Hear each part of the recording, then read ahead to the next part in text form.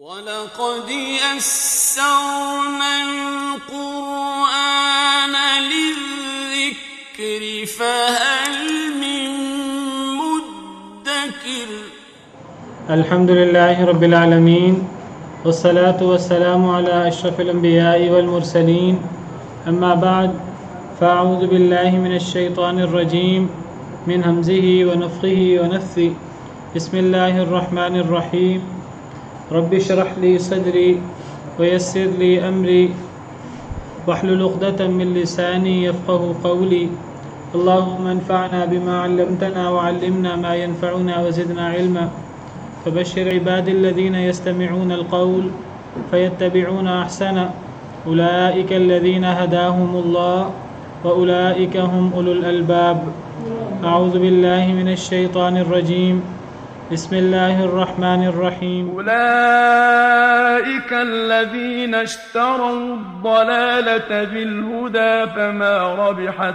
تجارتهم وما كانوا مهتدين مثلهم كمثل الذي استوقد نارا فلما أضاءت ما حوله ذهب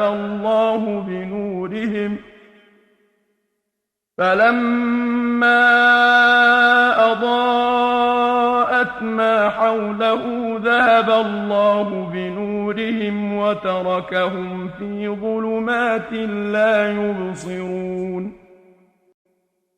صم بكم عمي فهم لا يرجعون أو كصيب من السماء فيه ظلمات ورعد وبرق يجعلون أصابعهم في آذانهم من الصواعق حذر الموت والله محيط بالكافرين يكاد البرق يخطف أبصارهم كلما أضاء لهم مشوا فيه وإذا أظلم عليهم قاموا ولو شاء الله لذهب بسمعهم وأبصارهم إن الله على كل شيء قدير يا أيها الناس اعبدوا ربكم الذي خلقكم والذين من قبلكم لعلكم تتقون أعوذ بالله من الشيطان الرجيم بسم الله الرحمن الرحيم أولئك الذين اشتروا الضلالة بالهدى فما ربحت تجارتهم وما كانوا مهتدين یہی وہ لوگ ہیں الذین اشتروا جنہوں نے خرید لیا الضلالۃ گمراہی کو بالہدی ہدایت کے بدلے۔ پیچھے اللہ نے تیسرے گروہ کا ذکر فرمایا، ایمان والوں متقی لوگوں کے بعد کافروں کا، اور پھر کافروں کے بعد منافقوں کا۔ منافقوں کی صفات بیان فرمائیں، ان کا انجام بیان فرمایا، ان کی مزید صفات بیان فرمائیں، پھر فرمایا اولئک یہی وہ لوگ ہیں کہ جنہوں نے خرید لیا گمراہی کو ہدایت کے بدلے۔ اب اولئک کے بارے میں پہلے ذکر ہوا پچھلے لیکچرز میں کہ یہ اشارہ بعید ہے، تو اب اشارہ بعید کے لیے پھر وہ لوگ یہ معنی ہونا چاہیے، یہ معنی نہیں ہونا چاہیے یہ وہ لوگ۔ اگر یہ لوگ معنی کرنا ہے پھر تو ہؤلائی آنا چاہیے، تو پھر اولئک کیوں آیا؟ کون بتائے گا آپ میں سے؟ تو اشارہ قریب آنا چاہیے نا، ہؤلائی، اولئک کیوں آیا؟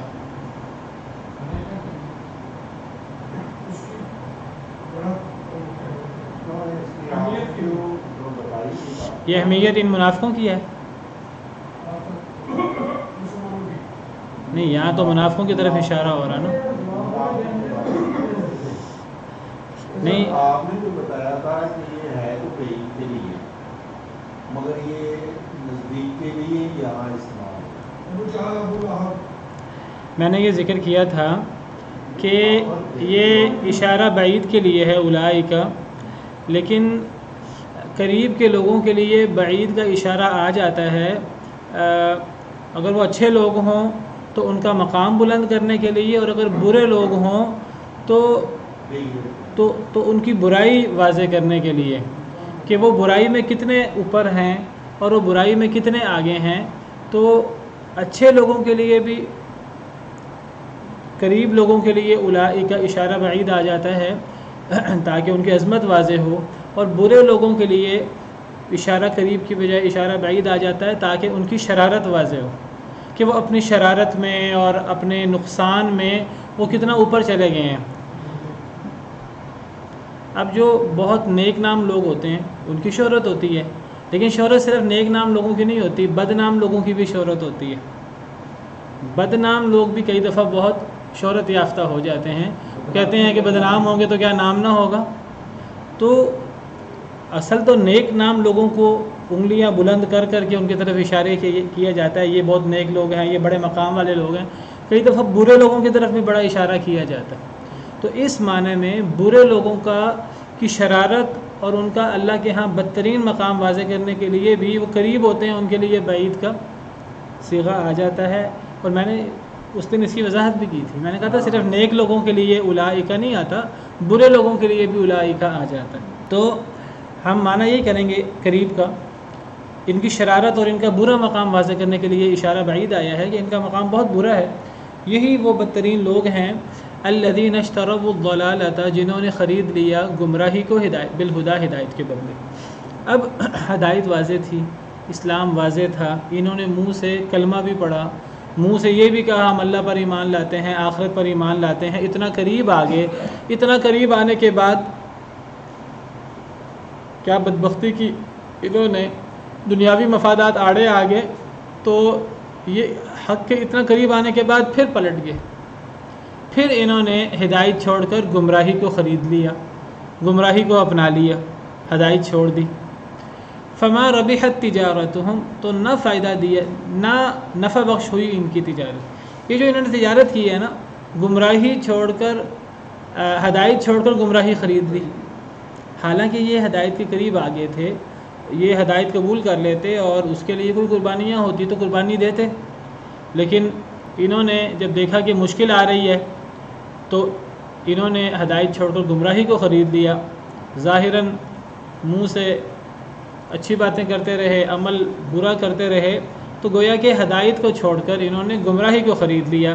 اب یہ جو انہوں نے ہدایت کو چھوڑ کر گمراہی کو خریدا ہے، اس کو اللہ تعالیٰ نے یہاں تجارت سے تعبیر کیا۔ یہ جو ان کی تجارت ہے بڑی منحوس قسم کی تجارت، کہ ہدایت، حق، نور کو چھوڑ کر انہوں نے ضلالت، اندھیرے اور گمراہیاں جو ہیں وہ انہوں نے خرید لیں۔ تو یہ جو ان کی تجارت ہے، یہ تجارت دیکھیے اصل میں تجارت ہی ہوتی ہے۔ اگر ایک انسان دیکھیے اسلام قبول کرتا ہے اور اللہ کے احکامات کے سامنے سر جھکاتا ہے، اس کے لیے ہر قسم کی قربانی دیتا ہے، یہ بھی تجارت۔ اور اگر ایک بندہ اسلام چھوڑ کر کفر کے پیچھے چلتا ہے، نفاق کرتا ہے یہ بھی تجارت، یہ دونوں تجارتیں ہیں۔ نہیں میں اب دیکھیں نا، ابھی آپ کو ابھی وضاحت کر رہا ہوں کہ جی، تو ایک بندہ صحیح اسلام پر چلتا ہے، یہ بھی تجارت ہے، جس طرح اللہ نے فرمایا جہاد کرنے والوں کے بارے میں، ان اللہ اشتری من المؤمنین انفسهم واموالهم بان لهم الجنہ، اللہ نے مومنوں سے ان کے جان اور ان کے مال خرید لیے ہیں کہ ان کے لیے جنت ہے۔ اب مومنوں نے جنت کا وعدہ کر لیا، اللہ سے جنت خرید لی، اپنی جان اور مال اللہ کے پاس گروی رکھوا دیے کہ اے اللہ اگر جان قربان کرنی پڑی جان قربان کریں گے، اگر مال قربان کرنا پڑا تو مال قربان کریں گے۔ تو یہ تجارت ہے۔ اللہ فرماتے ہیں فاستبشروا ببیعکم الذی بایعتم بہ، اس بیع پر، اس تجارت پر خوش ہو جو تم نے اللہ کے ساتھ تجارت کی ہے، جو تم نے اللہ کے ساتھ بیع کی ہے۔ اور اس کو قرآن کریم میں تجارت بھی کہا گیا ہے، یا ایھا الذین آمنوا ھل ادلکم علی تجارۃ تنجیکم من عذاب علیم، اے ایمان والو کیا میں تمہیں اس تجارت کی خبر نہ دوں جو تمہیں عذاب علیم سے بچا لے۔ وہ تجارت کیا ہے؟ تؤمنون باللہ ورسولہ وتجاہدون فی سبیل اللہ باموالکم وانفسکم، اللہ پر ایمان لاؤ، اللہ کے راستے میں جہاد کرو اپنی جانوں اور اپنے مالوں کے ساتھ۔ یہ کیسے تجارت ہے؟ انسان گویا کہ اپنی جان اور مال اللہ کو دے دیتا ہے اور اللہ سے جنت کا وعدہ کر لیتا ہے، چاہے وہ جنت لیٹ ہے، لیکن انسان کہتا ہے کہ مجھے اللہ کے وعدے پر یقین ہے، چاہے لیٹ ہے، میں اپنے جان مال کی پرواہ نہیں کروں گا، میں اس کی ہر قسم کی قربانی دوں گا۔ یہ تو ہے تجارت، اچھی تجارت۔ اور ایک منحوس تجارت ہے کہ ایک انسان وہ ہدایت کے قریب آ جاتا ہے تو وہ ہدایت قبول کرنے کی بجائے وہ کہتا نہیں مجھے دنیاوی مفادات چاہیے، مجھے فوری فائدہ چاہیے، تو وہ پھر گویا کہ ہدایت جو ہے وہ جس ہدایت پر وہ آ سکتا ہے، جس ہدایت کو وہ قبول کر سکتا ہے، کوئی مشکل نہیں ہے زیادہ وہ، لیکن وہ ہدایت کو چھوڑ کر وہ ضلالت کو، گمراہی کو، دنیاوی مفادات کو وہ گویا کہ قریب کر لیتا ہے، ہدایت کو پیچھے کر لیتا ہے، تو یہ بھی ایک تجارت ہے، یہ ایک بری تجارت ہے۔ تو اللہ فرماتے ہیں ان کی یہ تجارت نفع بخش نہ ہوئی، بڑی ہی فائدہ ہے، کوئی دنیا کا فائدہ اٹھا لیتا ہے، کوئی آخرت کا فائدہ، اس لیے تجارت میں نہیں منافع ہی ہوتا ہے، کسی نے گھاٹے کا سودا کر لیا۔ اب دیکھیے اللہ نے یہود کے بارے میں کیا فرمایا، بئس ما اشتروا به انفسهم ان یکفروا بما انزل اللہ بغیا، بہت بری تجارت ہے جو انہوں نے کہی کی کیا یہود کے بارے میں، پہلے بارے میں یہ کہ بہت بری چیز ہے کہ اشتروا به انفسهم ان یکفروا بما انزل اللہ، انہوں نے اپنی جانیں بیچ دیں، کیا خریدا؟ ان یکفروا بما انزل اللہ، کہ وہ ما انزل اللہ کے ساتھ کفر کریں۔ انہوں نے ما انزل اللہ کے ساتھ کفر کو تو خرید لیا، اپنی جانیں گروی رکھ لیں، اپنی جانیں انہوں نے، جانوں کی پرواہ نہیں کی۔ کیا پرواہ نہیں کی کہ آخرت میں ہمیں نقصان ہوگا، آخرت میں ہم اللہ کے عذاب کا شکار ہوں گے، جہنم میں جلیں گے۔ انہوں نے کہا ہمیں اپنی جانوں کی پرواہ نہیں ہے، آخرت میں نقصان ہوتا رہے۔ دنیا کے اندر انہوں نے ما انزل اللہ کے ساتھ کفر اس کو خرید لیا، اپنی جانیں انہوں نے بیچ دی، اپنی جانیں انہوں نے وہ گروی رکھوا دی، تو یہ بھی ایک تجارت ہے۔ تو منافقین نے ہدایت کے بدلے گمراہی کو خرید لیا، اللہ فرماتے ہیں ان کی یہ تجارت نفع بخش نہ ہوئی، ان کی یہ تجارت بڑی نقصان دہ ہوئی۔ وما كانوا مہتدین، اور وہ ہدایت یافتہ نہ ہوئے۔ مثلہم، ان کی مثال، اب اللہ مثال دے کر سمجھا رہے ہیں۔ اللہ تعالیٰ قرآن کریم میں بہت ساری چیزیں مثال دے کر سمجھاتے ہیں، دنیا کی چیزیں مثال کے طور پر پیش کر کے، مثال جب پیش کی جاتی ہے تو یہ چیز کا سمجھنا آسان ہو جاتا ہے۔ تو اللہ تعالیٰ دنیا سے ایک مثال پیش کر رہے ہیں۔ ان منافقین کی مثال ایسے ہے کمثل الذی، ان کی مثال مانند اس شخص کی مثال ہے استوقد نارا، جس نے آگ جلائی، فلما اضاءت ما حولہ، جب اس آگ نے روشن کر دیا جو اس کے ارد گرد تھا، ذہب اللہ بنورہم، اللہ لے گیا ان کے نور کو، وترکہم فی ظلمات لا یبصرون، اللہ نے چھوڑ دیا انہیں اندھیروں میں کہ یہ دیکھتے نہیں۔ اب منافقوں کی مثال کس شخص کی مثال ہے؟ منافقوں کی مثال ایک شخص کی مثال ہے، ایک شخص آگ جلاتا ہے، آگ جلاتا ہے اندھیرے کے اندر، سردی کے اندر، تو آگ اس کو سردی سے فائدہ دیتی ہے، اندھیرے دور کرتی ہے، روشنی ہو جاتی ہے۔ جب وہ آگ روشن کر دیتی ہے ماحول کو، ارد گرد کو، اب اس آگ جلانے سے اب فائدہ اٹھانے کا وقت آیا ہے کہ اندھیرا ختم ہو جائے، روشنی برقرار رہے۔ جب اس روشنی کے برقرار رہنے کی ضرورت ہوتی ہے، اچانک آگ بجھ جاتی ہے۔ اب جس وقت روشنی برقرار رہنے کی ضرورت ہے، اندھیرا بہت زیادہ، اندھیری رات ہے، اچانک آگ بجھ جائے تو پھر انسان کے لیے نقصان دہ ہے۔ اب انسان دوبارہ کیسے آگ جلائے؟ اب انسان آگ نہیں جلا سکتا، تو اب وہ اندھیرے میں ہوگا اور پھر وہ کیسے دیکھے گا؟ تو اللہ فرماتے ہیں منافقین کی یہ مثال ہے۔ یہ منافقین کی یہ مثال کیسے ہے؟ مفسرین کرام کہتے ہیں اس مثال کا مطلب یہ ہے کہ اصل میں جب اسلام آیا، مدینہ منورہ میں مسلمان آئے، نبی کریم صلی اللہ علیہ وسلم نے ہجرت فرمائی، منافقین نے دیکھا کہ سب کافر تھے، انہوں نے دیکھا کہ اسلام اب نبی کریم صلی اللہ علیہ وسلم جو ہیں وہ مدینہ منورہ میں آگے ہیں، ان کے ساتھ مسلمان ہیں، اب مدینہ منورہ کا جو اب یہاں اب حکومت نبی صلی اللہ علیہ وسلم کے ہاتھ میں آ گئی، اب غلبہ اسلام کا ہو گیا، تو انہوں نے کہا کہ چلو اب اسلام کا غلبہ ہو گیا ہے تو ہمیں بھی کوئی اس سے فائدہ ہو جائے، تو انہوں نے اسلام قبول کر لیا۔ لیکن جب انہوں نے دیکھا کہ اسلام قبول کرنے سے اب نماز پڑھنی پڑتی ہے، اب زکوٰۃ دینی پڑتی ہے، اب اللہ اور اللہ کے رسول کے احکامات پہ عمل کرنا پڑتا ہے، جہاد کرنا پڑتا ہے، مشکلات آئیں تو وہ کہنے لگے یہ تو بڑا مشکل ہے، تو وہ اسلام سے مرتد ہو گئے۔ مرتد اس طرح ہوئے کہ اندر اندر انہوں نے اسلام کو چھوڑ دیا، ظاہر یہی کرتے رہے کہ ہم مسلمان ہیں، اندر اندر سے انہوں نے اسلام کو چھوڑ دیا، اپنے قدموں پر پلٹ گئے۔ تو یہ مثال ہے منافقین کی کہ ایک شخص نے آگ جلائی، جب آگ سے فائدہ اٹھانے کا وقت آیا، رات اندھیری ہوتی جا رہی ہے مزید، اب آگ سے فائدہ اٹھانا ہے، روشنی چاہیے، لیکن اچانک روشنی چلی گئی، اب یہ اندھیروں میں ٹانگوں ٹوئیاں مار رہے ہیں، اب یہ دیکھ ہی نہیں سک رہے۔ اب اسلام قبول کیا انہوں نے، مشکلات آئیں، آزمائشیں آئیں، جہاد آیا، تو اب ثابت کرنا تھا انہوں نے اپنے اسلام کو، یہ تو بڑا مشکل ہے، اس میں تو جان قربان کرنی پڑتی ہے، اس میں تو مال قربان کرنا پڑتا ہے، اپنے قدموں پر پلٹ کے اسلام ظاہر کرتے رہے۔ تو وہ جو آگ جنہوں نے جلائی تھی، ہدایت کا جو شمع ان کے دل میں روشن ہوئی تھی، انہوں نے اس شمع کو خود ہی بند کر دیا مرتد ہو کر اور اسلام سے پیچھے ہٹ کر۔ تو گویا کہ آگ جلائی، آگ سے مراد ہدایت ہے، لیکن پھر واپس پلٹ گئے۔ تو منافقوں کی بات ہو رہی ہے، اللہ ان کے نور کو لے گیا اور اللہ نے انہیں چھوڑ دیا اندھیروں میں کہ وہ دیکھتے نہیں ہیں۔ اب سم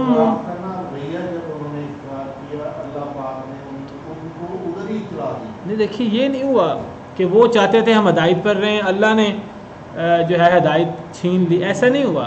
جب انہوں نے خود ہی انہوں نے یہ کام کیا، جب انہوں نے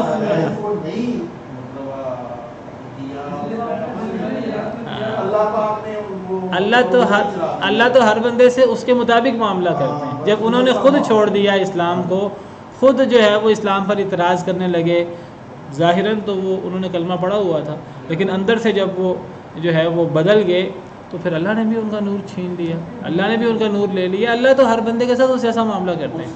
ایک بندہ نیک بننا چاہتا ہے، اللہ فرماتے ہیں آ جاؤ، اللہ تعالیٰ ہر قسم کی آسانی کرتے ہیں، نیکی کرنا آسان کر دیتے ہیں۔ ایک بندہ نیکی کی طرف آتا ہے پھر پلٹ جاتا ہے، اللہ فرماتے ہیں تو جانا چاہتا تو جا، پھر اللہ اس سے ہدایت چھین لیتے ہیں، اللہ اس کا نور لے جاتے ہیں جب وہ خود ہدایت چھوڑتا ہے۔ تو اللہ فرماتے ہیں صم بکم عمی فہم لا یرجعون، بہرے ہیں، گونگے ہیں، اندھے ہیں، اب یہ لوگ لوٹ نہیں سکتے، اب یہ دوبارہ نہیں ہو سکتا۔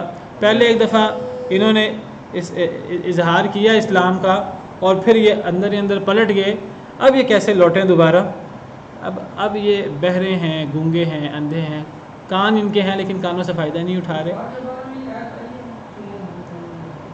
یہ کفار کے بارے میں بھی ہے، کفار کے بارے میں بھی اسی طرح کی آیت ہے، وہ دوسرے پارے میں موجود ہے، وہاں ہے صم بکم عمی فہم لا یعقلون، سورہ بقرہ آیت نمبر 171۔ وَمَثَلُ الَّذِينَ كَفَرُوا كَمَثَلِ الَّذِي يَنْعِقُ بِمَا لَا يَسْمَعُ إِلَّا دُعَاءً وَنِدَاءً، کافروں کی مثال اس شخص کی مثال ہے کہ جو آواز لگائے اسے، جو صرف جو ہے وہ آواز کو سنتا ہے، پکار کو سنتا ہے، اسے سمجھ نہیں آتی۔ کافروں کی مثال جانوروں کی مثال ہے، جانور لوگوں کو آواز تو آتی لیکن سمجھ نہیں آتی، کافر لوگوں کو بھی آواز تو آتی ہے حق کی لیکن سمجھ نہیں آتی، دلوں میں اترتی نہیں ہے۔ تو صم بکم عمی فہم لا یعقلون، بہرے ہیں، گونگے ہیں، اندھے ہیں، پس وہ عقل نہیں کرتے۔ اور یہی بات یہاں منافقوں کے بارے میں ہے، اللہ فرماتے ہیں صم بکم عمی فہم لا یرجعون، کہ بہرے ہیں، گونگے ہیں، اندھے ہیں، اب یہ سیدھے رستے کی طرف کیسے لوٹیں؟ ایک دفعہ اللہ نے انہیں توفیق دی، اللہ نے ان کے لیے رستہ سیدھا کیا، رستہ دکھایا، اب جب انہوں نے خود اختیار کیا ہے کہ اب یہ رستے کو چھوڑ گئے ہیں، اب دوبارہ کیسے لوٹیں؟ اب دوبارہ نہیں لوٹ سکتے۔ یہ کان ان کے ہیں لیکن کانوں سے فائدہ نہیں اٹھا رہے، زبان ان کی ہے، حق نہیں بول سکتے، اب ان کی زبان سے ہمیشہ غلط ہی نکلتا ہے۔ اب جیسے کہ گونگے ہو گئے، عمیٌ اندھے ہو گئے، آنکھیں اللہ نے دی ہوئی ہیں لیکن آنکھوں سے فائدہ نہیں اٹھاتے، اللہ کی نشانیاں نہیں دیکھتے، تو آنکھوں سے فائدہ نہیں اٹھا رہے، گوئے کہ یہ اندھے ہو چکے ہیں، اب یہ کیسے لوٹیں دوبارہ ہدایت کی طرف؟ ایک تو مثال یہ ہے منافقین کی۔ دوسری مثال او کصیب من السماء فیہ ظلمات ورعد وبرق، یا پھر مانند بارش کے، من السماء بلندی سے، آسمان سے، یعنی بادلوں سے، صیب بارش، مانند بارش کے، مانند بارش کے، من السماء بلندی سے یعنی بادلوں سے، فیہ ظلمات ورعد وبرق، جس میں اندھیرے بھی ہیں، کڑک بھی ہے، بجلی بھی ہے۔ پیچھے ہم نے پڑھا کہ اصل میں یہ نفاق کے مرض کا شکار ہے، اور نفاق کیا ہے؟ شک و شبہ، ان کو یقین ہی نہیں ہے اللہ کے وعدوں پر، رسول کے وعدوں پر۔ تو یہ کہتے ہیں کہ پتہ نہیں اتنا دور ہے، پتہ نہیں دنیا میں ہمیں غلبہ کب ملے گا مسلمانوں کو، پتہ نہیں آخرت کب آئے گی، پتہ نہیں آخرت میں جنت اور جنت کی نعمتیں کب ملیں گی، ان سے اتنا انتظار نہیں ہوتا، پتہ نہیں ملیں گی کہ بھی نہیں ملیں گی۔ یہی شک و شبہ، یہی نفاق کا مرض جو ہے وہ انہیں تباہ کر دیتا ہے۔ اللہ فرماتے ہیں کہ ان کی مثال ایسے ہے جیسے بارش ہو، جس بارش میں اندھیرے ہوں، کڑک ہو اور بجلی ہو۔ یعنی جس طرح بارش کا موسم ہوتا ہے جی، میں ابھی اسی کی تو وضاحت کر رہا ہوں۔ تو کہ جس طرح ایک موسم کے اندر بارش ہوتی ہے، بارش کے موسم میں، اور بارش بڑی تیز ہو اور اس بارش کے اندر کڑک ہو اور اندھیرے ہوں اور بجلی ہو، تو مفسرین کہتے ہیں کہ یہ گویا کہ ان کے دل پر بارش ہوتی ہے، کس چیز کی؟ شکوک و شبہات کی، نفاق کی۔ اور وہ جو شکوک و شبہات اور نفاق کی بارش ہوتی ہے نا، اب اللہ کی طرف سے سزا ہے۔ جب یہ خود شکوک و شبہات کا شکار ہوتے ہیں، اب ان کے دلوں پر فتنے آتے ہیں، اب ان کے دلوں میں اب می برستا ہے شکوک و شبہات کا۔ اب اس شکوک و شبہات کے ساتھ کیا ہے؟ ہر وقت یہ خوف اور ڈر کی کیفیت میں ہوتے ہیں۔ خوف اور ڈر کس کا ختم ہو؟ خوف اور ڈر تو اس کا ختم ہو جو ایک اللہ پر اعتماد کر لیں، وہ کہ میرا اللہ میرے ساتھ ہے، اب مجھے اللہ کے علاوہ کسی کا ڈر نہیں ہے، میرا اللہ میرے ساتھ ہے، وہ میری بھی حفاظت کرے گا، اور اگر میرے دشمن میری مخالفت کریں گے وہ دشمنوں سے بھی میری حفاظت کرے گا، ہر لحاظ سے میری حفاظت کرے گا۔ تو جب ایک بندہ اللہ پر یقین کر لیتا ہے، اعتماد کر لیتا ہے، توکل کر لیتا ہے، پھر وہ اللہ کے علاوہ کسی سے ڈرتا نہیں ہے۔ پھر جب وہ سمجھتا ہے کہ میرا اللہ کے ساتھ تعلق مضبوط ہے، تو پھر اسے ڈر نہیں لگتا۔ لیکن ابھی جو منافق ہیں، ان سے بڑا ڈرپوک کوئی نہیں ہوتا، کافروں سے بڑا ڈرپوک کوئی نہیں ہوتا۔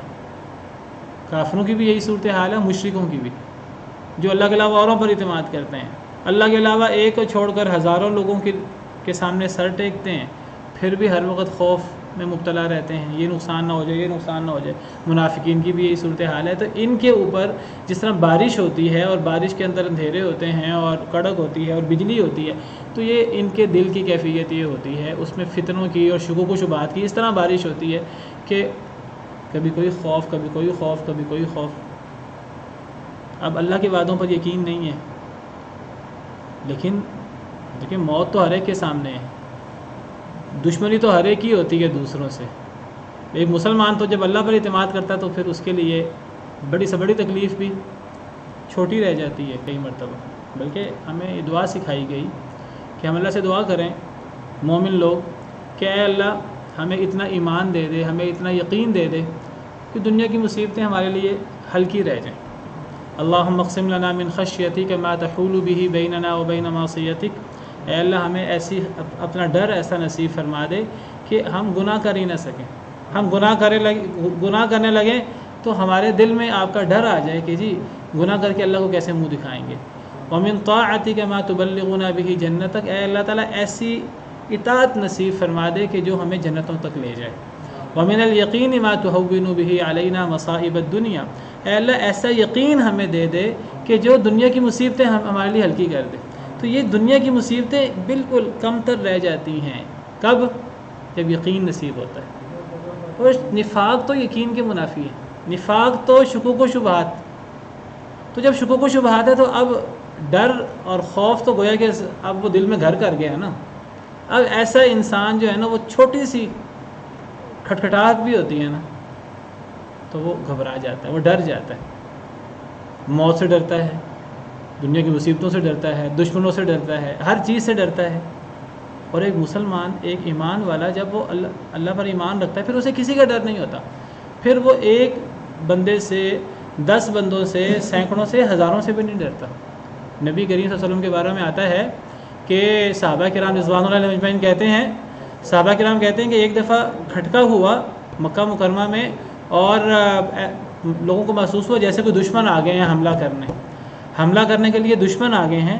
تو اب صحابہ کرام پریشان ہوئے, تو کہا کہ چلو پتہ کرتے ہیں کیا کریں. اب ڈر رہے ہیں کہ جی اکیلے جائیں کہ کچھ مل کے جائیں, یہ نہ ہو اکیلے جانے سے نقصان ہو.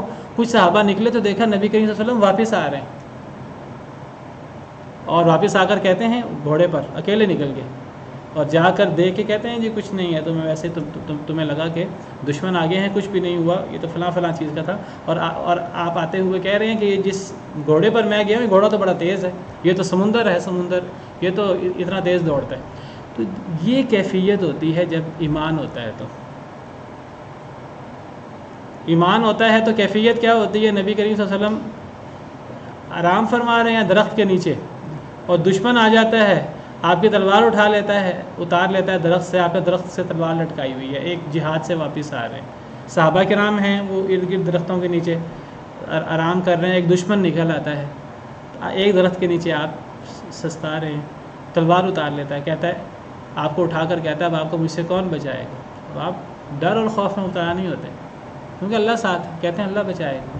تو وہ اب اس کے دل میں اتنا ڈر پیدا ہوتا ہے کہ اس کے ہاتھ سے تلوار گر جاتی ہے. صحیح حدیث ہے مبارک, اس کے ہاتھ سے تلوار گر جاتی ہے. اب نبی صلی اللہ علیہ وسلم تلوار اٹھا لیتے ہیں, کہتے ہیں تجھے مجھ سے کون بچائے گا. اس کے پاس تو کچھ بھی نہیں ہے, کچھ بھی پھر آپ اس کو معاف کر دیتے ہیں, چھوڑ دیتے ہیں. تو یہ ڈر جو ہے نا یہ نفاق کی وجہ سے آتا ہے. ایک مشرک سب سے بڑا ڈرپوک ہوتا ہے اور ایک منافق سب سے بڑا ڈرپوک ہوتا ہے. مشرک کے دل میں اللہ رعب پیدا کر دیتے ہیں. قرآن میں ہے سنلقی فی قلوب الذین کفروا الرعب, ان قریب ہم کافروں کے دلوں میں رعب پیدا کر دیں گے. کیوں؟ بما اشرکوا باللہ ما لم ينزل به سلطانا, اس لیے کہ انہوں نے اللہ کے ساتھ ان لوگوں کو شریک بنایا جن پر اللہ نے کوئی دلیل نہیں اتاری. جب وہ اللہ کو چھوڑ کر اوروں پر بھروسہ کرتے ہیں, اللہ کو چھوڑ کر اوروں پہ توکل کرتے ہیں, اوروں کو معبود بنا لیتے ہیں جن پر اللہ نے کوئی دلیل نہیں اتاری, پھر اللہ ان کے دلوں میں رعب پیدا کر دیتا ہے. اور یہ منافقین کی مثال, جس طرح بارش کے اندر اولے ہوتے ہیں, کڑک ہوتی ہے, انسان کا دل دہل جاتا ہے, منافقوں کی یہ کیفیت ہے. تھوڑی سی مشکل آئے, تھوڑا سا مسئلہ آئے تو ان کے دل ہر وقت دہلتے رہتے ہیں. اللہ معاف کرے. اور آپ دیکھیے اللہ معاف کرے, آج ہم دین سے دور ہیں, ہماری بھی یہ کیفیت ہے. تھوڑا سا مسئلہ ہوتا ہے تو ہمیں ٹینشن شروع ہو جاتی ہے, بھارت یہ کر دے گا, امریکہ یہ کر دے گا, فلاں یہ کر دے گا, کاروبار میں نقصان ہو جائے گا, یہ ہو جائے. ایک بندہ اللہ پر ایمان رکھتا ہے تو وہ بڑی سے بڑی چیز سے نہیں گھبراتا. امام ابن تیمیہ رحمہ اللہ کے بارے میں آتا ہے ہر وقت ان کے دشمن ان کے خلاف سازشیں کرتے رہتے تھے. کبھی بادشاہ کے پاس درخواست دے رہے ہیں کہ یہ فتنہ پھیلاتا ہے, یہ کرتا ہے, یہ وہ کرتا ہے. تو امام ابن تیمیہ کہتے ہیں اکثر جیل میں رہتے تھے, اکثر ہی جیل میں ہوتے تھے, تو کہتے ہیں کہ میرے دشمن میرے ساتھ کیا کریں گے, میرا کیا بگاڑیں گے. اگر دشمن مجھے بادشاہ کے ذریعے کسی ذریعے سے قتل کروا دیں, میرا قتل کرنا میرے لیے شہادت کا باعث ہے. اگر دشمن مجھے یہاں سے جلا وطن کروا دیں, میری جلا وطنی میرے لیے سیر و سیاحت ہے. میں دوسرے ملک چلے جاؤں گا, دوسرے شہر چلے جاؤں گا, سیر و سیاحت کروں گا, وہاں اللہ کی نشانیاں, مزید علماء, ان کے ساتھ تعلق. اگر مجھے قید تنہائی کا شکار کر دیں گے, قید تنہائی ہوگی تو میرا قرآن میرا رہنما ہوگا, میں قرآن پڑھوں گا. مجھے موقع نہیں ملتا اپنی مصروفیات کے اندر تو میرا قرآن سے تعلق ہوگا. تو بڑا ایمان افروز ان کے جملے ہیں, مجھے پورے جملے یاد نہیں ہیں. کہتے ہیں میرے دشمن میرے ساتھ کیا کریں گے, شہادت ہوگی, وہ شہادت سے بڑا اعزاز کون سا ہے, جلا وطنی ہوگی, اس سے بڑی سیاحت کون سی ہے, خلوت اگر ہوگی, قید تنہائی ہوگی تو قرآن کے ساتھ میرا تعلق ہوگا. اور اس طرح کر کے تو یہ جو خوف اور یہ جو اس قسم کی چیزیں ہمارے دلوں میں آتی ہیں, یہ ہمارے ایمان کی کمزوری کی وجہ سے, نفاق کی وجہ سے ہمارے دل میں آ جاتی ہیں. اور یہ منافقوں کا طرز عمل ہے کہ شکوک و شبہات ان کے دل میں اس طرح حملہ آور ہوتے ہیں کہ چھوٹی سے چھوٹی بات سے وہ گھبرا جاتے ہیں. جیسے بارش میں اندھیرے ہوں, کڑک ہو, بجلی ہو, لوگوں کے دل دہل جاتے ہیں بارش میں. تو منافقوں کی ہر وقت یہ کیفیت ہوتی ہے. یجعلون اصابعهم فی آذانہم من الصواعق حذر الموت, یہ کرتے ہیں اپنی انگلیاں اپنے کانوں میں, من الصواعق کڑک سے, حذر الموت موت کے ڈر سے. موت کے ڈر سے اب اتنا ڈر لگتا ہے, کہتے ہیں کہ یہ ہمیں آواز ہی نہ آئے ان چیزوں کی. وہ سمجھتے ہیں شاید کانوں میں انگلیاں دینے سے, شاید آنکھیں بند کر لینے سے یہ خوف دور ہو جائے گا. یہ خوف تو پیدا ہوا ہے نفاق کی وجہ سے, اللہ سے دوری کی وجہ سے. یہ خوف کبھی ختم نہیں ہو سکتا جب تک یہ اللہ کی طرف نہ پلٹے. یہ خوف دور نہیں ہو سکتا. اب یہ کانوں میں انگلیاں دینے سے، آنکھیں بند کر لینے سے، اپنے ارد گرد بڑے بڑے حصار کر لینے سے کچھ حاصل نہیں ہوگا. واللہ محیط بالکافرین، اللہ کافروں کو گھیرے ہوئے ہے. وہ تو اصل میں کافر ہیں. اللہ یہ جو مرضی اپنے آپ کو بچانے کی کوشش کر لیں. اب یہاں انہی کے لیے کفر کا لفظ استعمال کیا، وہ کافر بھی ہوتے ہیں. اللہ گھیرے ہوئے ہیں انہیں، وہ جتنا مرضی اپنا بچاؤ کر لیں، انگلیاں ڈال لیں اپنے کانوں میں یا جو بھی کر لیں، تو یہ خوف اب ان کے دل کے اندر گھر کر گیا، یعنی یہ نکل نہیں سکتا. یکاد البرق یخطف ابصارہم، یہ جو اب مینہ برستا ہے، بارش ہوتی ہے، اور بارش کے اندر اب کڑک بھی ہے، بجلی بھی ہے، اندھیرے بھی ہیں. اب یہ ہر لمحے اور ہر پل یہ ڈرتے ہیں کہ جی یہ بجلی ہمیں نہ اچک لے، اندھیروں کا ہمیں نقصان نہ ہو جائے، یہ کڑک سے ہمیں نقصان نہ ہو جائے. اللہ فرماتے ہیں کہ جتنا ڈرتے ہیں قریب ہے کہ بجلی ان کی آنکھوں کو اچک لے. جتنا یہ ڈرتے ہیں بجلی سے، کڑک سے، اندھیروں سے، اتنا ان کے اوپر بجلی، کڑک، اندھیرے حملہ آور ہوتے ہیں. وجہ کیا ہے؟ وجہ شکوک و شبہات ان کے، وجہ ان کا نفاق. جتنا ڈرتے ہیں اتنا انہی چیزوں کا مزید شکار ہوتے ہیں. قریب ہے کہ بجلی ان کی آنکھیں اچک لے. کلما اضاء لهم مشوا فیہ، جب کبھی روشنی کرتا ہے اللہ ان کے لیے تو چل پڑتے ہیں. اچھا کبھی کبھی اسی نفاق کے اندر، اسی شکوک و شبہات کے اندر کبھی کبھی انہیں، اب منہ سے تو اسلام کا کلمہ پڑا ہوا ہے، اندر سے کافر ہو چکے ہیں، اندر سے چھوڑ چکے ہیں، کبھی کبھی انہیں جو ہے فائدہ نظر آتا ہے، آسانی نظر آتی ہے، تو آگے بڑھنا شروع کر دیتے ہیں مسلمانوں کے ساتھ. ہم تو مسلمان ہیں، ہم تو یہ ہیں، ہم تو یہ ہیں. تھوڑی سی روشنی ہو تو اس میں چلنا شروع کر دیتے ہیں. وَإِذَا أَظْلَمَ، اور جب وہ اندھیرا کرتا ہے اللہ علیہم ان پر، قاموا، تو کھڑے ہو جاتے ہیں. جب مشکل آئی اللہ کی طرف سے، اللہ نے تو آزمائش کرنی ہے، پھر کھڑے ہو جاتے ہیں. مومن کا یہ معاملہ نہیں ہوتا. مومن کے لیے مشکل ہو، آسانی ہو، اس نے تو ایک اللہ سے معاہدہ کیا ہوا ہے، اس نے تو اپنی جان مال بیچ دی ہے. آسانی ہے یا مشکل ہے، اس نے تو اللہ کی بات ماننی ہے. اللہ کے رسول کے پکار پر اس نے لبیک کہنا ہے. وہ کسی فتح کی طرف بلائیں، وہ کسی مال غنیمت کی طرف بلائیں، یا وہ کسی مشکل ترین جنگ کی طرف بلائیں، مسلمان تو لبیک کہنا ہی کہنا ہے. جب بھی منافق کہیں گے مسلمانوں کو بہت لوگ آگے ہیں، مسلمانوں کا ایمان مزید مضبوط ہو جائے گا. جیسے کل میں نے آپ کے سامنے آیت پڑھی تھی، الذین قال لهم الناس ان الناس قد جمعوا لكم فاخشوهم فزادهم ایمانا. جب مسلمانوں کو منافقین نے کہا کہ بہت لوگ آگے ہیں، ڈر جاؤ، تو مسلمانوں کو تو ایمان بڑھ گیا. وقالوا حسبنا اللہ ونعم الوکیل، وہ کہنے لگے ہمیں اللہ کافی ہے، اور اللہ سے بہتر بگڑی بنانے والا، اللہ سے بہتر کارساز کون ہو سکتا ہے، اللہ سے بہتر حاجت روا مشکل کشا کون ہو سکتا ہے. تو ایمان والوں کی یہ کیفیت نہیں ہوتی کہ روشنی ہو تو چل پڑیں، اندھیرا ہو تو پھر کھڑے ہو جائیں، آسانی ہو تو پیش ہو جائیں، جی ہم تو ہاں جی ہم تو مسلمان ہیں. فتح کی بات آئے، اللہ نے قرآن میں کہا کہ اگر فتح کی بات آتی ہے تو بھاگ کے آتے ہیں، جی ہم تو مسلمان ہیں، ہمیں بھی مال غنیمت میں سے حصہ ملنا چاہیے.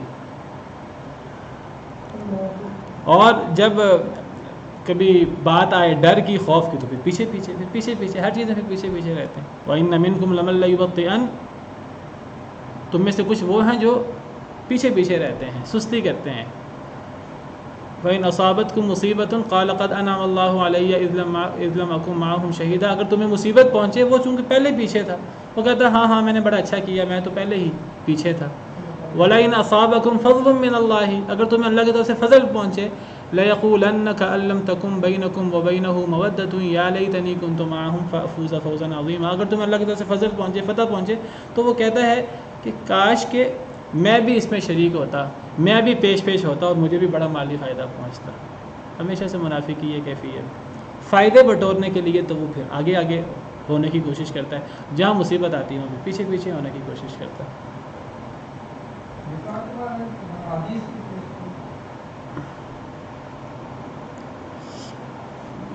بہرحال آپ دیکھیے کہ ایک مسلمان کا کام کیا ہے. مسلمان کا یہ کام ہے کہ وہ آسانی میں بھی دین پہ عمل کرے، مشکل آئے تب بھی دین پہ عمل کرے. نہ آسانی میں دین کو ہاتھ سے چھوڑے، دین کو جانے دے، نہ مشکل میں وہ دین کو جو ہے نا وہ ہاتھ سے جانے نہ دے.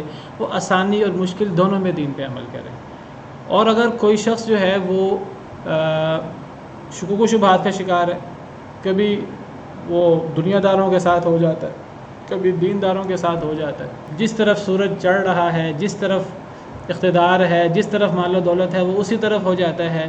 کوئی فائدے کی بات نظر آئے تو کہتا ہے ہاں میں بھی مسلمان گھرانے میں پیدا ہوا ہوں، میں بھی تو مسلمان ہوں، میرا نام بھی تو مسلمانوں والا ہے، اور جب کوئی مشکل آئے، مصیبت آئے تو وہ پہلے ہی وہ مسلمانوں سے جان چھڑا رہا ہوتا ہے۔ یہ رویہ منافقین کا ہے۔ منافقین کا کیا رویہ ہے کہ وَمِنَ النَّاسِ مَن يَعْبُدُ اللَّهَ عَلَى حَرْفٍ، کچھ لوگ ایک کنارے پہ رہ کر اللہ کی عبادت کرتے ہیں۔ فَإِنْ أَصَابَهُ خَيْرٌ اطْمَأَنَّ بِهِ، اگر خیر آئے تو وہ مطمئن رہتے ہیں۔ وَإِنْ أَصَابَتْهُ فِتْنَةٌ انقلب عَلَى وَجْهِهِ، فتنہ آ جائے تو وہ اپنے چہرے پر پلٹ جاتے ہیں۔ خسر الدنیا والآخرہ، ان کی دنیا بھی خسارے میں، ان کی آخرت بھی خسارے میں۔ ذَلِكَ هُوَ الْخُسْرَانُ الْمُبِينُ، یہ واضح خسارہ ہے۔ یعنی اللہ کی عبادت کر رہے ہیں، لیکن اللہ کی عبادت کر رہے ہیں مفاد کے مطابق۔ اگر تو خیر کی بات ہے تو مطمئن ہو کر اللہ کی عبادت کرتے ہیں، ہے اللہ کی عبادت لیکن مفاد کے مطابق۔ اگر فتنہ آ جائے پھر اللہ کی عبادت، اسلام، ایمان سب کچھ ختم ہو جاتا ہے، پھر اپنے چہرے پہ پلٹ جاتے ہیں۔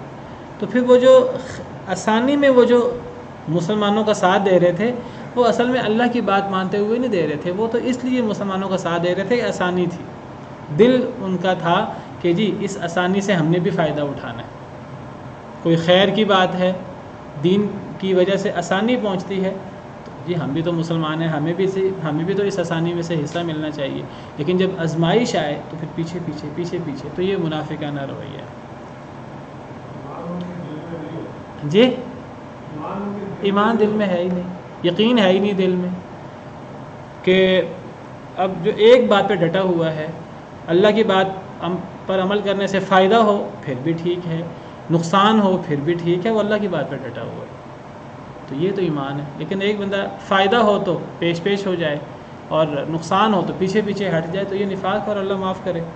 آج ہم دنیا میں جو پیچھے ہیں، اور آج ہم دنیا میں جو ذلیل ہیں، اور آج دنیا جو ہے وہ ہمارے اوپر ایسے ٹوٹی پڑی ہے جیسے دسترخوان کے اوپر کھانے والے ٹوٹ پڑتے ہیں، اس کی بنیادی وجہ ہمارے اندر نفاق آ جانا ہے۔ ایمان والا، اللہ پر جو ایمان رکھتا ہے، وہ کبھی موت سے نہیں ڈرتا، وہ کبھی اللہ سے ملاقات سے نہیں ڈرتا، وہ کبھی دنیا سے محبت نہیں کرتا، اس کا اصل توجہ آخرت پر ہوتی ہے۔ اور منافق کی ساری توجہ دنیا پر ہوتی ہے۔ منافق جو ہے وہ مرنے سے ڈرتا ہے، منافق دنیا سے محبت کرتا ہے، اس کو موت بہت بری لگتی ہے، وہ آخرت بڑی دور ہے، بڑی دور ہے، وہ آخرت پر یقین نہیں رکھتا۔ اور نبی صلی اللہ علیہ وسلم نے پیش گوئی فرمائی تھی کہ ایک وقت آئے گا کہ جب لوگ تم پر ایسے ٹوٹ پڑیں گے جیسے کھانے والے لوگ کھانے پر ٹوٹ پڑتے ہیں۔ تو صحابہ کرام نے عرض کیا کہ کیا وجہ ہوگی، ہم بہت تھوڑے ہوں گے۔ صحابہ کرام تھوڑے تھے اپنے دور میں، انہوں نے خیال کیا شاید ہم بہت تھوڑے ہوں گے تو لوگ ہم پہ حملہ آور ہوں گے مسلمانوں پر۔ تو آپ نے فرمایا نہیں، تم بہت زیادہ ہوگے، لیکن تمہاری حیثیت ایسے ہوگی جیسے خس و خاشاک، سیلاب کے اوپر ہزاروں لاکھوں تنکے ہوتے ہیں، لیکن ان کی کیا حیثیت ہوتی، کوئی حیثیت نہیں ہوتی۔ صحابہ کرام نے عرض کیا پھر وجہ کیا ہوگی؟ تھوڑے ہوں، پھر سمجھ آتی ہے کہ ہم تھوڑے ہیں، ہمارے مخالف بہت زیادہ ہیں، تو ہم زیادہ بھی ہوں گے، پھر ہم دنیا میں ذلیل بھی ہوں گے، سارے لوگ ہم پر حملہ آور ہوں گے۔ آپ نے فرمایا وجہ ایک ہی ہوگی، وہن۔ صحابہ کرام نے عرض کیا وہن کیا ہے؟ آپ نے فرمایا حب الدنیا و کراہیت الموت۔ یہی نفاق ہے، یہی نفاق کی آپ سمجھیے بڑی واضح علامت ہے کہ دنیا کی محبت، عارضی مفادات ہم چاہتے ہیں، اور موت کو ہم ناپسند کرتے ہیں۔ حالانکہ موت کو ناپسند اگر ایک انسان اس لیے ڈرے موت سے کہ تکلیف ہے، وہ ایک الگ چیز ہے، وہ ایک فطری چیز ہے، لیکن اگر اس تکلیف کو ایک انسان ایک دفعہ صرف نظر کرے تو موت کے بعد کیا ہے؟ اللہ سے ملاقات۔ اللہ سے ملاقات سے بڑھ کر ایک مومن کے لیے سعادت کی بات کیا ہو سکتی ہے؟ جو اللہ سے ملاقات پسند کرتا ہے، اللہ بھی اس سے ملاقات کو پسند کرتے ہیں۔ من احب لقاء اللہ احب اللہ لقاءہ، جو اللہ سے ملاقات کرنا چاہتا ہے، اللہ بھی اس سے ملاقات کرنا محبوب رکھتے ہیں۔ ومن کرہ، جو اللہ سے ملاقات کو ناپسند کرتا ہے، اللہ بھی اس سے ملاقات کو ناپسند کرتے ہیں۔ ایک مسلمان کو پتہ ہے جب اسے اللہ کے وعدے پر یقین ہے، نبی کے وعدوں پر یقین ہے، اللہ اور اللہ کے رسول کے احکامات کے مطابق زندگی گزارتا ہے، اس کو پتہ ہے کہ مرنے کے بعد اللہ نے میرے لیے خیر رکھی ہوئی ہے، تو وہ موت کی تکلیف سے فطری طور پر ڈرے تو ایک الگ چیز ہے، ورنہ وہ موت سے نہیں ڈرتا۔ ایرانیوں نے اور یہ جو فارسی لوگ تھے، جب ان کی مسلمانوں سے لڑائی ہوئی تو ہمیشہ فارسی لوگوں کو شکست ہو جاتی تھی خلافت راشدہ کے دور میں. تو وہ آپس میں جو ہے وہ ڈسکس کرتے تھے کہ یہ مسلمان جو ہیں یہ موت سے نہیں ڈرتے اور یہ ہر جگہ فتح یاب ہو جاتے ہیں. تو ایک دفعہ مسلمانوں کا ایک ایلچی آیا، رستم، جو فارسیوں کا بڑا سپہ سالار تھا، اس کے دربار میں مسلمانوں کی طرف سے ایک ایلچی آیا پیغام لے کر. تو رستم نے اس سے کچھ گفتگو کی. تو اس گفتگو میں رستم نے اس سے وجہ پوچھی کہ تم لوگ ہر جگہ غالب آ جاتے ہو، تم لوگ شکست نہیں کھاتے، کیا وجہ ہے؟ تو وہ مسلمانوں کے جو ایلچی تھے وہ کہنے لگے کہ بنیادی وجہ کیا ہے کہ جتنے تم لوگ موت سے ڈرتے ہو اور دنیا سے محبت کرتے ہو، اس سے زیادہ ہم لوگ موت سے محبت کرتے ہیں، اس سے زیادہ ہم لوگ شہادت سے محبت کرتے ہیں. تو یہ وجہ تھی اس دور میں کہ اسلام غالب تھا اور مسلمان جو ہے وہ غلبے پر غلبہ حاصل کر رہے تھے. کیونکہ انسان اللہ سے ملاقات کو کب پسند کرتا ہے، انسان موت سے کب نہیں ڈرتا؟ جب اس کے دل میں ایمان ہوتا ہے. جب ایمان ختم ہو جاتا ہے تو پھر انسان کے سامنے دنیا اور دنیا کا عارضی مفاد رہ جاتا ہے، اور پھر انسان موت سے بھی ڈرتا ہے، اور پھر انسان جو ہے اس کا ایمان کمزور ہو جاتا ہے. تو ایمان کا تقاضا یہ ہے کہ انسان آسان حالات میں ہو، مشکل حالات میں ہو، انسان دین پر عمل کرنے سے پیچھے نہ ہٹے، انسان ہر حالت پہ دین پر عمل کرے، آسان حالات ہو، مشکل حالات ہو، دونوں حالتوں میں. وہ کہتا ہے اگر کوئی نعمت ہے یہ بھی اللہ کی طرف سے ہے، شکر کرتا ہے. وہ کہتا ہے کوئی مصیبت ہے یہ بھی اللہ کی طرف سے ہے، وہ صبر کرتا ہے. دونوں چیزیں مومن کے لیے بہتر ہوتی ہیں. لیکن منافقین کی کیا کیفیت ہے؟ جب بھی ان کے لیے روشنی کرتا ہے وہ چل پڑتے ہیں اس میں، اور جب اندھیرا کرتا ہے ان کے لیے اللہ تو وہ کھڑے ہو جاتے ہیں. اللہ فرماتے ہیں وَلَوْ شَاءَ اللَّهُ لَذَهَبَ بِسَمْعِهِمْ وَأَبْصَارِهِمْ، اگر اللہ چاہے تو اللہ لے جائے ان کے کان بھی اور ان کی آنکھیں بھی. جتنا یہ ڈرتے ہیں اندھیروں سے اور کڑک سے اور بجلی سے، اتنا ہی اللہ تعالیٰ ان کے کان اور آنکھیں لے جانے پر قادر ہے. اللہ اتنا ہی انہیں نقصان پہنچانے پر قادر ہے جتنا یہ ڈرتے ہیں. کہ جتنا ڈرتے ہیں اتنا ان کا نقصان بھی ہو جاتا ہے، اور اللہ ان کے کان اور آنکھیں لے جانے پر پوری طرح قادر ہے. یہ جو کانوں میں انگلیاں دے کر اور اپنی آنکھیں بند کر کے یہ بچنے کی کوشش کرتے ہیں، بچ نہیں سکتے. ان اللہ علی کل شیء قدیر، اللہ ہر شے پہ قادر. اللہ سے بچ پھر بھی نہیں سکتے، اللہ کے غضب سے پھر بھی نہیں بچ سکتے. جب انسان اللہ کے غضب سے اتنا شدید ڈرنے کے باوجود نہیں بچ سکتا تو پھر ایک ہی حل ہے، وہ حل ہے کہ انسان اللہ کے قریب ہو جائے. ایک انسان اللہ سے تعلق بنا لے، تب ہی ایک انسان جو ہے وہ اپنے آپ کو اللہ کے غضب سے بچا سکتا ہے. اگر اللہ ہی خالق کائنات ہی اپنی مخلوق سے ناراض ہو جائے تو پھر انسان کے پاس کیا رہ جاتا ہے؟ کچھ بھی نہیں رہ جاتا. اب وہ اپنے آپ کو وہ خوف میں مبتلا ہے، شکوک و شبہات میں مبتلا ہے. اب وہ اپنے آپ کو جتنا بچانے کی کوشش کرتا ہے اتنا مصیبت میں پھنستا رہتا ہے. وہ جتنا بھاگتا ہے، کس سے بھاگے گا؟ اللہ سے بھاگے گا. اللہ سے تو نہیں بھاگ سکتا نا. وہ زمین و آسمان سے نکلنے پر قدرت بھی رکھے، زمین و آسمان سے نکل بھی جائے پھر بھی اللہ سے نہیں بھاگ سکتا. وہ زمین و آسمان سے نکل ہی نہیں سکتا. کہاں بھاگ کے جائے گا؟ اپنے خالق کائنات، اپنے مالک، اپنے رازق، اپنے منعم سے بچ کر کہاں جائے گا؟ کہیں بھی نہیں جائے گا. تو ایک مخلوق کے لیے خالق کے دامن رحمت میں پناہ لے لینا اس سے بڑی کوئی سعادت نہیں ہے. ایک انسان اگر ڈرے اللہ سے اور اللہ کے غضب سے تو اس کا آسان حل ہے کہ ایک انسان اللہ کے غضب سے، اللہ کی سزاؤں سے اللہ کی رحمت کی پناہ میں آ جائے، اللہ سے اللہ کی پناہ میں آ جائے، اور انسان کے پاس کوئی بچت کا ذریعہ نہیں ہے، کوئی انسان کے پاس حل نہیں ہے. اللہم انا نعوذ برضاک من سخطک، یہ نبی صلی اللہ علیہ وسلم کی دعا ہے جو آپ نمازوں کے اندر سلام سے پہلے سجدوں کے اندر آپ یہ دعا کیا کرتے تھے احادیث مبارکہ کے مطابق. اے اللہ تعالیٰ ہم آپ کی ناراضگی سے آپ کی رضا کی پناہ میں آتے ہیں. اللہم انا نعوذ برضاک من سخطک وبمعافاتک من عقوبتک، اے اللہ آپ کی سزا سے آپ کی معافی کی پناہ میں آتے ہیں. وبک منک، اے اللہ ہم آپ سے آپ کی پناہ میں آتے ہیں. ایک انسان اللہ کے غضب سے کیسے بچ سکتا ہے؟ اللہ کی پناہ میں آ کر. لا نحصی ثناء علیک، ہم آپ کی ثنا کرنے کی بھی ہم پوری طرح طاقت نہیں رکھتے. ہم تو مکمل طریقے سے آپ کی ثنا بھی نہیں کر سکتے. انت کما اثنیت علی نفسک، آپ تو اسی طرح ہیں جس طرح آپ نے خود اپنی ثنا کی. تو اگر اللہ چاہے تو اللہ تعالیٰ ان کے کان اور آنکھیں لے جائے. بے شک اللہ تعالیٰ ہر شے پر قادر ہے، اللہ ہر چیز کر سکتا ہے.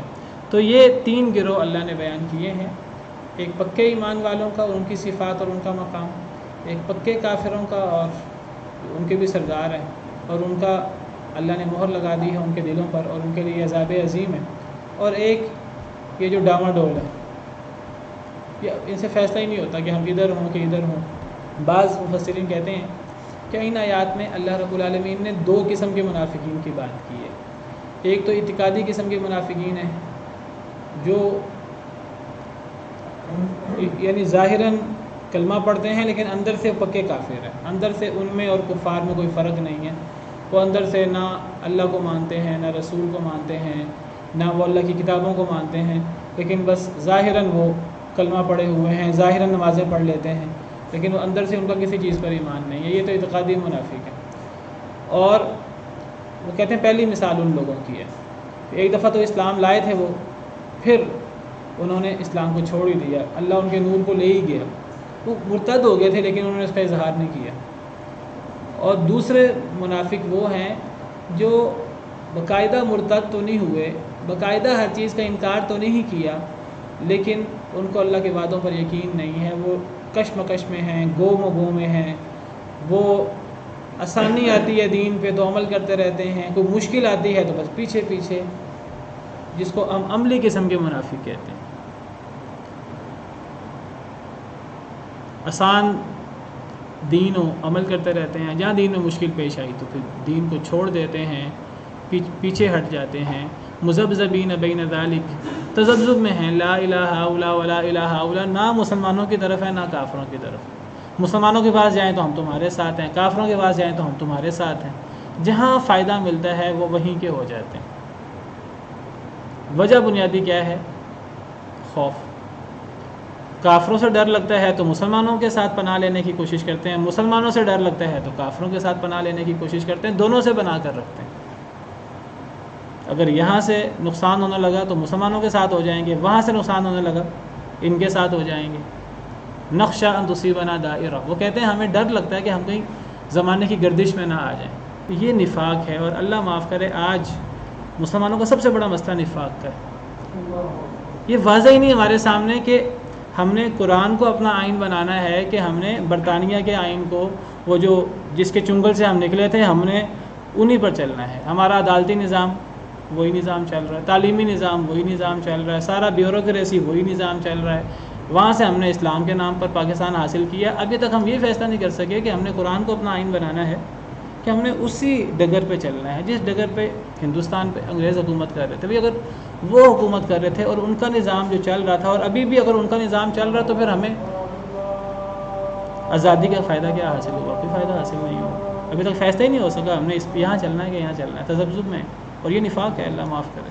اللہ چاہتا تو اللہ ان کے کان اور ان کی آنکھیں لے جاتا. یعنی جتنا وہ یہ جو آزمائشیں آتی ہیں اور جتنا وہ ڈرتے ہیں نا، اس سے کڑک سے ڈرتے ہیں، تو جی یہ کئی بجلی چمکے تو ہماری آنکھیں ضائع نہ ہو جائیں، یہ کڑک ہو تو ہمارے کان، ہماری سماعت زائل نہ ہو جائے.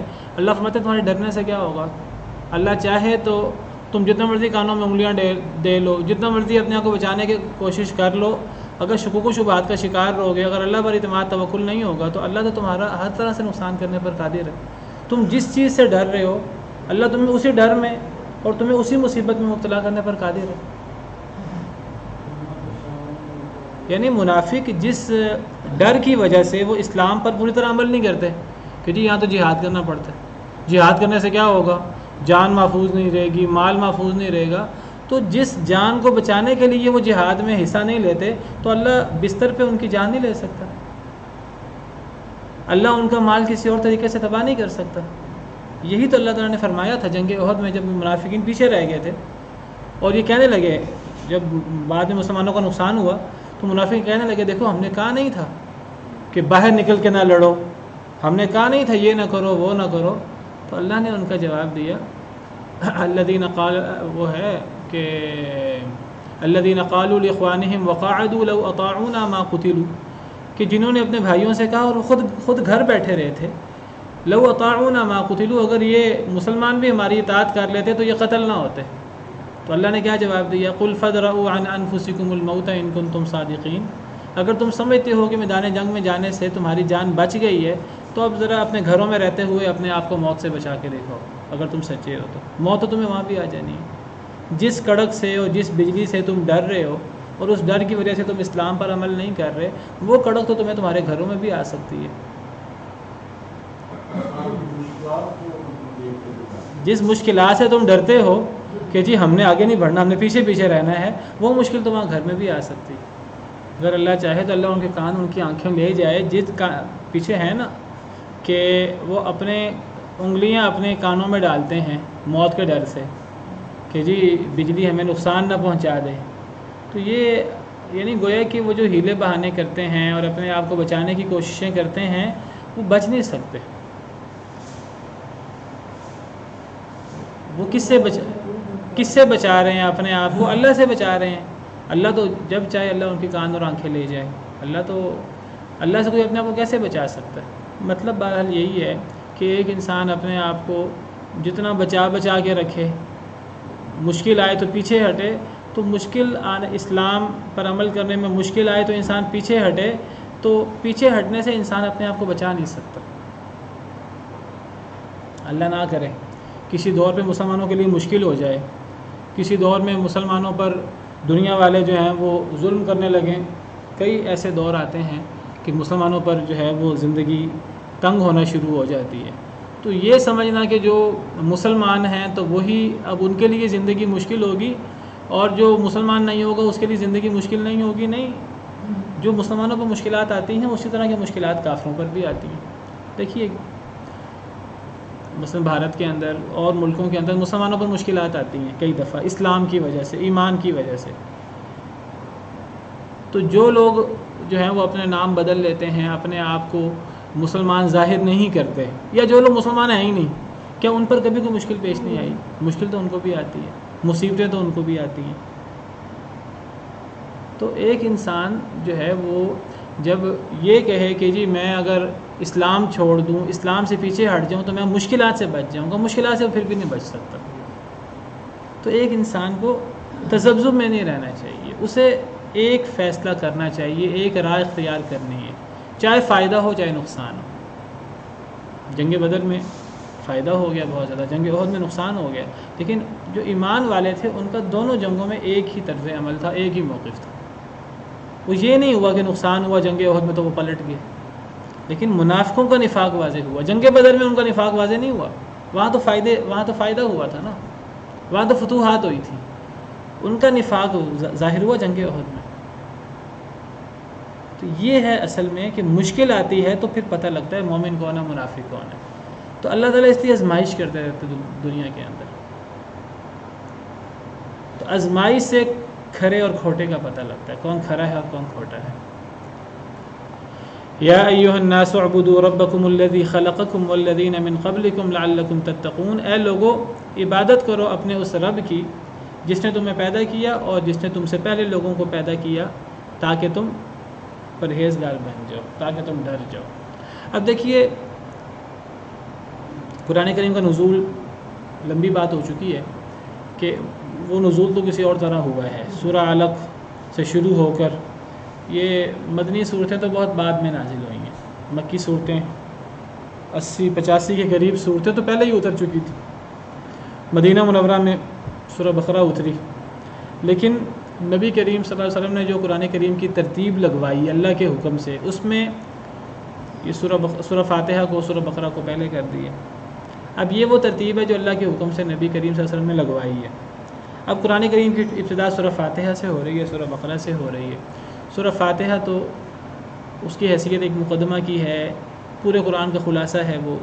اب گویا کیا سمجھیے، وہ تو قرآن کا دیباچہ ہو گیا، قرآن کا مقدمہ ہو گیا، فاتحۃ الکتاب ہو گئی۔ سورہ بقرہ آپ سمجھیے پہلی صورت ہے، تفصیلی جو صورتیں ہیں۔ سورہ فاتحہ میں تو اجمالی بات ہو گئی نا، اب اگلی تمام صورتیں اسی کی تفصیل ہے۔ اب سورہ بقرہ پہلی صورت ہے تفصیلی۔ اب اس صورت کے اندر اللہ نے سب سے پہلے واضح کیا کہ دنیا میں 3 طرح کے لوگ ہوتے ہیں: پکے مسلمان، پکے کافر اور ڈاواڈول لوگ۔ ڈاواڈول لوگوں کا انجام بھی کافروں کے ساتھ ہی ہوتا ہے، کافروں کی طرح ہوتا ہے۔ پکے مسلمان ہی جو ہیں وہ اللہ کی طرف سے ہدایت پر ہیں، اور وہی اصل میں کامیاب ہے۔ تو اب ہمیں فیصلہ کرنا ہے ہم نے ان 3 گروہ میں سے کس گروہ میں ہونا ہے۔ اس کے بعد جو سب سے اہم چیز ہے، سب سے پہلی چیز، 3 گروہ یہ ہیں، وہ اللہ کی عبادت ہے، اللہ کی توحید ہے، جس کا سب سے پہلے ذکر ہوا۔ قرآن کریم کی تفصیلی احکام میں سے پہلا حکم جو تفصیلی ہے وہ توحید کے بارے میں۔ اس سے پتہ لگتا ہے سب سے پہلے توحید ہے، سب سے بنیادی چیز توحید ہے، جس کی طرف اللہ تعالیٰ توجہ دلاتے ہیں۔ تو یا ایھا الناس، اے لوگو، مسلمانوں یا کافروں، پوری دنیا کو مخاطب فرمایا، اے لوگو عبادت کرو اپنے اس رب کی جس نے تمہیں پیدا کیا۔ صرف تمہیں پیدا نہیں کیا، تم سے پہلے لوگوں کو بھی پیدا کیا۔ یہاں اللہ تعالیٰ عبادت کی بات کر رہے ہیں۔ توحید کی کئی قسمیں ہیں، آپ کو پتہ ہے۔ ایک کو توحید ربوبیت کہتے ہیں۔ توحید ربوبیت کا مطلب ہے کہ یہ ماننا کہ اللہ رب ہونے میں، خالق مالک ہونے میں اللہ اکیلا ہے۔ صرف اللہ نے ہمیں پیدا کیا، صرف اللہ رب ہے اور کوئی رب نہیں ہے۔ صرف اللہ ہے جس نے زمین و آسمان کو پیدا کیا، صرف اللہ ہے جس نے تمام مخلوقات کو پیدا کیا۔ اس کو کہتے ہیں توحید ربوبیت۔ اس میں اکثر لوگوں کو اختلاف نہیں ہے۔ یہود و نصارہ، مجوسی، ہندو، سب لوگ کسی نہ کسی بڑے رب کو مانتے ہیں، اس کا نام چاہے جو مرضی رکھیں۔ مشرکین مکہ بھی توحید ربوبیت کے قائل تھے، اللہ کے خالق مالک ہونے کے قائل تھے۔ وہ کہتے تھے زمین و آسمان کو پیدا کرنے والا اللہ ہے۔ ہمارے جو بت تھے ان کے، وہ کہتے تھے یہ ہمارے بتوں نے زمین و آسمان کو پیدا نہیں کیا، ہمارے بتوں نے ہمیں پیدا نہیں کیا۔ وَلَئِن سَأَلْتَهُم مَّن خَلَقَهُمْ لَيَقُولُنَّ اللَّهُ، اے نبی اگر آپ ان سے سوال کریں کہ انہیں کس نے پیدا کیا تو یہ کہیں گے اللہ نے پیدا کیا۔ وَلَئِن سَأَلْتَهُم مَّن خَلَقَ السَّمَاوَاتِ وَالْأَرْضَ، اگر ان سے سوال کریں کہ زمین و آسمان کو کس نے پیدا کیا ہے، لَيَقُولُنَّ اللَّهُ، تو یہ کہیں گے اللہ نے پیدا کیا۔ اگر ان سے سوال کریں کہ یہ پانی کون برساتا ہے آسمان سے، تو یہ کہیں گے اللہ برساتا ہے۔ مشرکین مکہ کو اس میں اختلاف نہیں تھا توحید ربوبیت میں۔ دوسری قسم ہے توحید کی، جس کو کہتے ہیں توحید الوہیت۔ توحید الوہیت کا مطلب ہے کہ ایک اللہ وحدہ لا شریک کی عبادت کرنا۔ عبادت کی بہت ساری صورتیں ہیں، جس کے اندر کسی کے لیے نماز پڑھنا، کسی کے لیے ذبح کرنا، کسی کے لیے نظر و نیاز دینا، کسی پر توکل کرنا، کسی سے دعا کرنا۔ دعا تو اصل عبادت ہے، عبادت کا مغز ہے۔ ایک اللہ وحدہ لا شریک سے دعا کرنا، ایک اللہ وحدہ لا شریک کو اپنا گواہ سمجھنا، قسم اٹھانا اللہ کی، ایک اللہ کے لیے سارے کام کرنا، یہ ہے توحید الوہیت۔ توحید الوہیت میں اصل میں ہمیشہ سے جھگڑا رہا ہے، ہمیشہ اختلاف رہا ہے۔ لوگ اللہ کی عبادت کے ساتھ ساتھ اس عبادت میں اللہ کے بندوں کو شریک کر دیتے ہیں۔ اللہ کے بندوں میں سے جو نیک لوگ ہیں ان کی ذات میں غلو کر کے لوگ ان میں خدائی صفات پیدا کر دیتے ہیں۔ لوگ ان کے نام کی نظر و نیاز بھی دیتے ہیں، لوگ ان کے لیے ان سے دعائیں بھی کرتے ہیں، لوگ ان کی عبادت بھی کرتے ہیں، ان کے قبروں کا طواف بھی کرتے ہیں، ان سے مانگتے ہیں، ان کو حاجت روا مشکل کشا مانگتے ہیں۔ توحید الوہیت، اصل جھگڑا اس کا ہے۔ تو اللہ تعالیٰ نے یہاں عبادت کی بات کی ہے، اور عبادت میں اللہ وحدہ لا شریک کی عبادت کی بات کی، جس کو توحید الوہیت کہتے ہیں۔ اور اللہ نے توحید الوہیت کی دلیل بھی پیش کی ہے یہاں۔ اللہ فرماتے ہیں اے لوگو، اے مسلمانوں، اے کافروں، سب کو خطاب ہے، ایک رب کی عبادت کرو۔ کون رب ہے وہ رب ہے جس نے تمہیں پیدا کیا۔ کیا مطلب کہ اے مشرکین، تمہیں اقرار ہے کہ پیدا کرنے والا ایک اللہ ہے، جو تمہارا بھی خالق ہے، تم بھی اسی کو خالق مانتے ہو، تمہارے آباء و اجداد بھی اسی کو خالق مانتے ہیں، پچھلے لوگ بھی اسی کو خالق مانتے ہیں، چاہے وہ یہودی ہوں چاہے وہ عیسائی ہوں۔ اللہ فرماتے ہیں جب تمہیں بھی تسلیم ہے کہ پیدا کرنے والا تمہیں بھی اور تمہارے آباء و اجداد کو بھی وہی ہے، پرانے لوگوں کو بھی تسلیم ہے کہ پیدا کرنے والا وہی ہے، تو پھر عبادت اس کو چھوڑ کر اوروں کی کیوں کرتے ہو؟ اللہ نے توحید ربوبیت سے توحید الوہیت کو ثابت کیا۔ جب پیدا کرنے والا وہ ہے، نعمتیں دینے والا وہ ہے، ہر قسم کا جو ہے وہ رزق دینے والا، جب وہ اکیلا ہے ہر چیز میں، تم بھی مانتے ہو، عبادت میں اس کے ساتھ اوروں کو کیوں شریک کرتے ہو؟ توحید ربوبیت کو تم سب مانتے ہو، توحید ربوبیت کا تقاضا یہ ہے کہ تم ایک اللہ کی عبادت کرو، اس رب کی عبادت کرو جس کو تم خالق مانتے ہو۔ خالق تو وہ ایک کو مانتے تھے، جب تم ایک کو خالق مانتے ہو پھر عبادت بھی ایک ہی کرو۔ یہ ہے بنیادی دلیل، عقلی دلیل توحید ربوبیت کی، توحید الوہیت کی، جس پہ اختلاف تھا سب کو۔ اب دیکھیں یہود و نصارہ، وہ مانتے ہیں کہ پیدا کرنے والا اللہ ہے، وہ مانتے ہیں حضرت عیسیٰ کو بھی اللہ نے پیدا کیا، وہ کہتے ہیں حضرت عیسیٰ جو ہے نا، چونکہ وہ بغیر باپ کے پیدا ہوئے ہیں لہٰذا وہ اللہ کے بیٹے ہو گئے ہیں، وہ بھی اللہ ہو گئے ہیں۔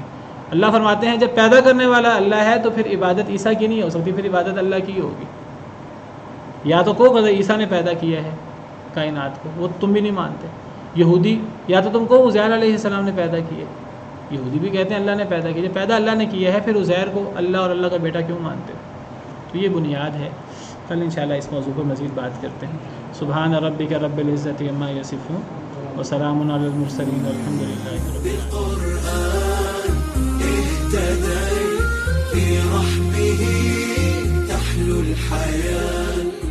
العالمین۔